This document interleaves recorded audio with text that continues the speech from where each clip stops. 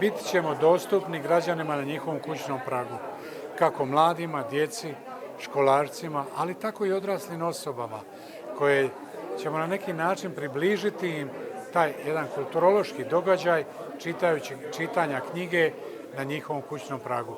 Zbog toga smo mi preuzeli obvezu da kada autobus, odnosno bibliobus dođe u knjižnicu, mi ćemo voditi računa o sufinanciranju i potrošnje i amortizacije samog autobusa kao i plaćanja djelatnika koji će vozati po našoj Dalmatinskoj zagori.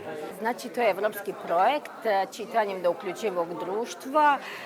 Mi smo kao gradska knjižnica Marka Marulića aplicirali na natječaj s našim projektom za dobre vibre, čite libre. Partner naše projekta je Splitsko-dalmatinska županija i dobili smo tim projektom oko 4 milijuna kuna bespovratnih sredstava s kojim pokrećemo županijsku bibliobusnu službu.